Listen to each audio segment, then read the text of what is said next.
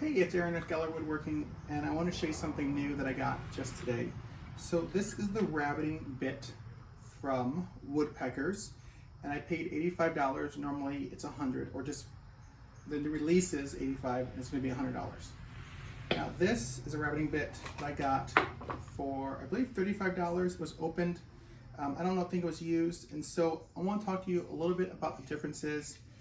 The first big difference here is going to be the shaft size. So 1/4 inch versus 1/2 inch. So this I can use in my palm router. This I can only use in a router that takes 1/2 inch. I don't have any that are battery powered. So this would be more for a router table or for my handheld unit. The biggest differences between them, the shaft size, is going to be the cutter head type. As you can see, these are carbide bits, and they can be rotated up to 4 times. So you can use each of these edges, and also look how huge that bearing is.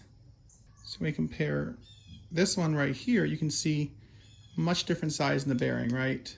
Huge difference. So this gives you more surface area to reference, and I can tell you that when you're working with a router, especially on an edge, which is what these are used for, it can sometimes be a little, if it's not big enough, it can kind of wobble.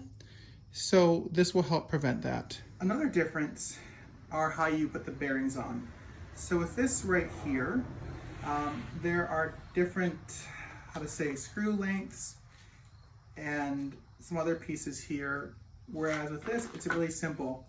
They're all the same thickness, and so I don't have to use different screw lengths. They take the same screw length no matter what. So I find that to be a bit simpler.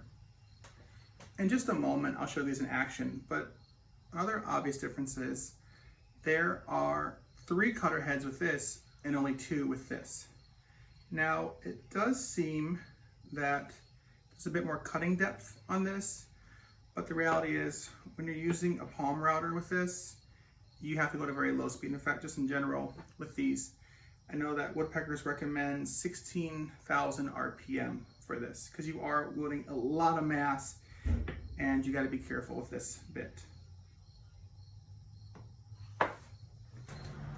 So what I'm going to do next here is I want to make a 1/4 inch groove.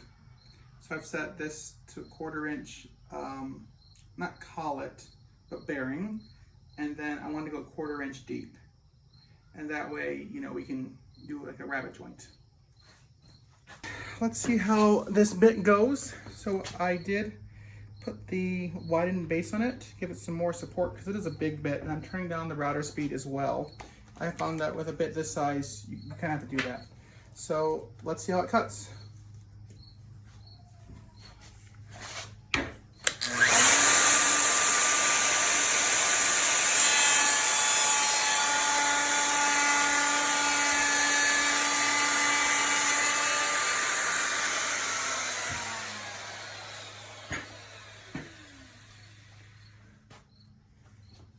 That was a lot of sawdust, but there you have it. Cut really nicely.